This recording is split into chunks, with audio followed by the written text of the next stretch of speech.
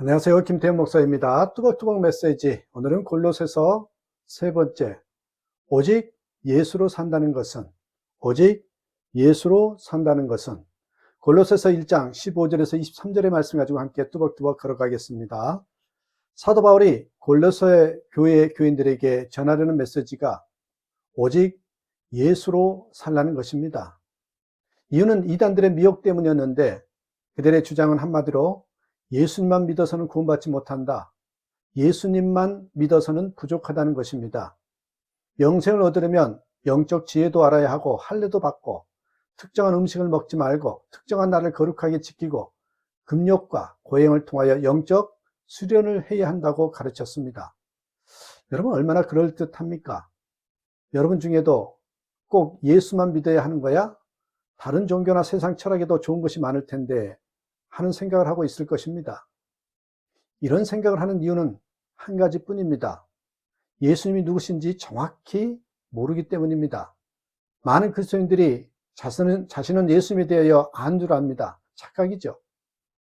어느 장로님의 이야기입니다. 이분은 현직 중학교 교사입니다. 학교에서 어떤 학생이 면담 요청을 하더래요.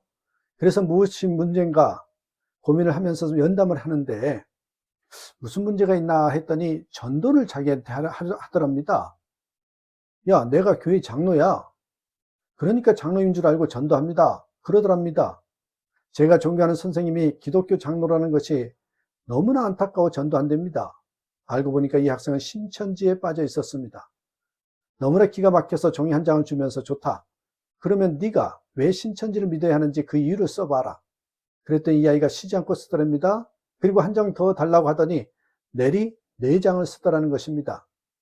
그것을 이걸 보니까 신천지 교리에 대해서 기존 기독교 문제에 대하여 또 신천지가 얼마나 좋은지 그리고 자기 비전과 사명을 적었더래요. 그 아이가 중학교 2학년생이었습니다. 너무 충격을 받은 이 장로님은 교회 중등부 교사인데 당신이 다니는 교회에 가서 중등부 아이들에게 똑같이 했답니다. 종이 한 장씩을 나눠주면서 여기에다가 왜 기독교를 믿어야 하는지 내가 믿고 있는 예수님은 어떤 분이신지 한번 써보라고. 그랬더니 한 장 이상을 채우는 사람이 아무도 없었다는 것입니다.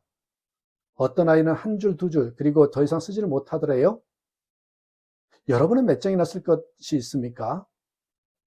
물론 분량이 중요한 것은 아닙니다만 중요한 것은 예수님을 정확히 알아야 합니다. 그렇지 않으면 이 단회를 이길 수가 없죠.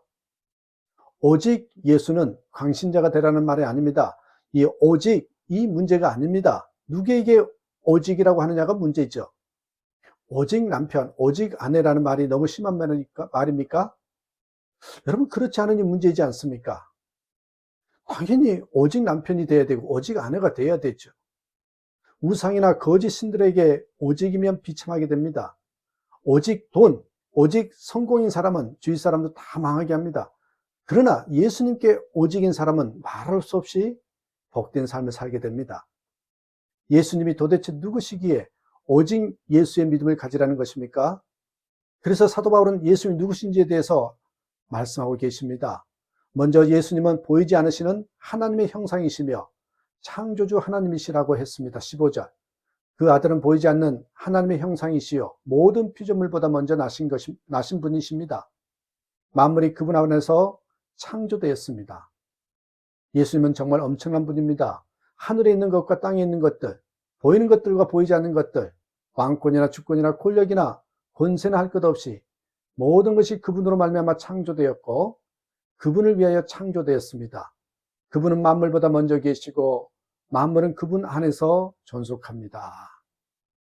18절에서는 예수님은 또한 당신의 몸인 교회의 머리이시며 모든 존재의 근원이시고 부활의 첫 열매여 만물의 으뜸이시라고 했습니다.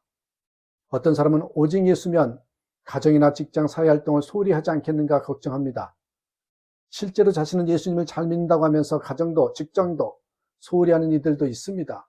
그러나 예수님을 잘 믿어서 그런 것이 아니라 예수님을 모르기에 그렇게 사는 것입니다. 예수님을 잘 믿는데 가정이나 직장을 소홀히 한다는 것은 말이 안 됩니다. 그러므로 누구든지 오직 예수의 믿음을 가지면 지혜롭고 총명하며 재능이 있는 삶을 살게 되는 것입니다. 삶이 반듯해지고 가정도 일터도 잘 가꾸게 됩니다. 별볼 일 없어 보이는 두 사람이 만나 행복한 가정을 이루고 삽니다. 하찮은 일을 하는 것 같은데 훌륭한 기업을 만듭니다. 예수님 안에 하나님의 지혜와 총명이 충만하기 때문이죠. 부패한 나라들에 가보면 대부분 미신이 강합니다.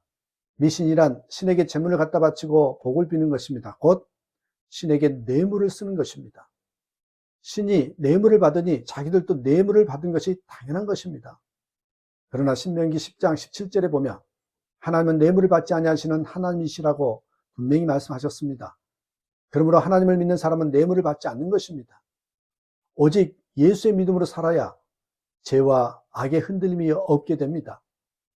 예수 그리스도가 얼마나 놀라운 분입니까? 그런데 예수님만 믿어서는 부족하다고요? 그러므로 우리는 예수 그리스도에 대한 믿음 위에 굳게 서 있어야 하는 것입니다. 23절, 그러므로 여러분은 믿음에 든든히 튼튼히 털을 잡아 굳건히 서 있어야 하며 여러분이 들은 복음의 소망에서 떠나지 말아야 합니다. 이단에 미혹되어 교회를 떠나는 사람도 문제지만 교회에 남아있는 이들에게도 문제는 남아있습니다. 교회는 다니지만 오직 예수, 나는 죽고 예수로 산다는 것이 너무 지나치다 부담된다 그렇게 생각하는 사람입니다. 그래서 작은 시험에도 믿음이 무너지는 것입니다. 예수님을 너무 모르기 때문에 그렇게 생각되는 것입니다. 요즘은 결혼하지 않는 청년들이 엄청나게 늘었습니다. 결혼하여 사는 것이 힘들다는 것을 안 것입니다. 그럼에도 결혼한 사람은 왜 그러는 것일까요? 사랑하는 사람이 생겼기 때문입니다. 사랑하는 사람이 생기니 함께 살 때 일어날 어려움조차 기쁘게 여겨지는 것입니다. 자신이 예수님을 잘 믿지 못하는 것 같아 좌절에 빠진 분이 계십니까? 좌절을 기대로 바꾸시길 바랍니다. 아직 끝이 아닙니다. 주님을 더 알아가는 놀라운 길이 앞에 있음을 알아야 합니다. 놀라고 또 놀랄 것입니다. 주님이 하실 것입니다. 어느 날 집에 있던 낡은 책을 보다가 가문의 놀라운 비밀을 알게 되었다면 어떻게 하시겠습니까? 보통 조상이 아니었고 보통 신분이 아니었음을 알게 되었다면 가슴이 떨리지 않았겠습니까? 그런 일이 일어날 가능성이 1도 없는 사람도 영적으로는 100% 해당되는 일입니다. 하나님이 아버지이시고 예수님은 나를 위해 죽으셨습니다. 그 예수님이 어떤 분인지 저 알고 싶지 않으십니까?